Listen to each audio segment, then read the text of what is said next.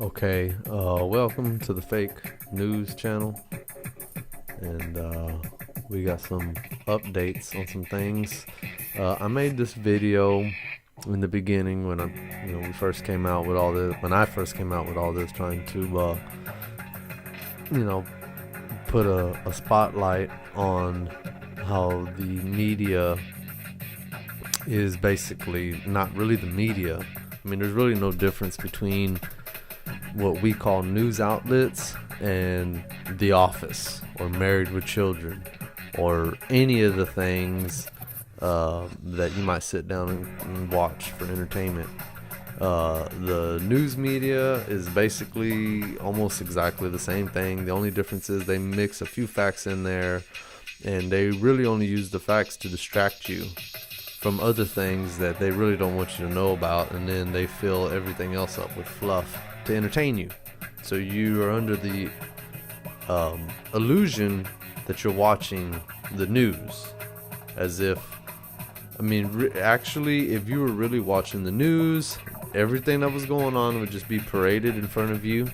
Then you would get to see it all and decide for yourself what you think is important and what's not. But obviously that's not what happens, and for good reason.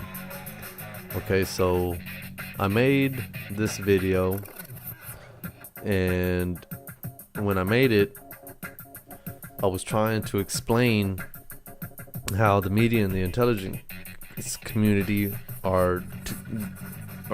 there's one and one. Kind of like the same thing when the mafia and the CIA were like involved with each other. I mean, you had like mafia hitmen that were actual contractors for the CIA, right? Or CIA agents or handlers that would use actual mafia members as assets. So these things are real, and there's the same relationship between the media and the intelligence community, and it's coming to light. All right, and this is why everybody's so against Trump. Okay, and I'm not a Trump guy, but I'm going to tell you what the real deal is.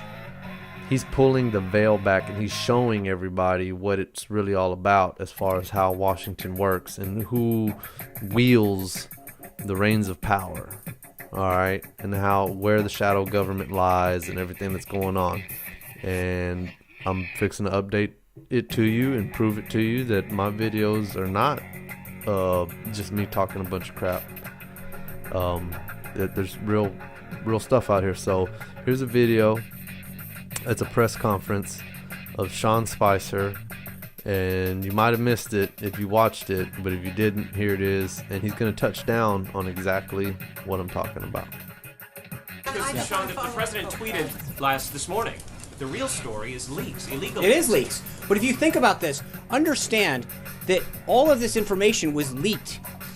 I mean, I got to, and again, I know we've got this me lecturing you about what stories should be, but I think that there's a real story here. The idea that not just in this administration, but the Obama administration, going back to the Bush administration and back, that we have an issue where classified information, of which this would be, is handled in such a way that it is being given out. And I know in some cases it's a good story, and I understand that, and that's to some degree your responsibility to write that.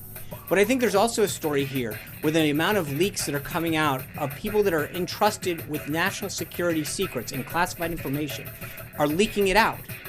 That's a real concern for this president, that when he's talking on the phone with a world leader, that when he's making key decisions that are in the interest of protecting this country, that we have to wonder whether or not people who work for our government, who are entrusted with classified information and decisional-based materials, are leaking that information out.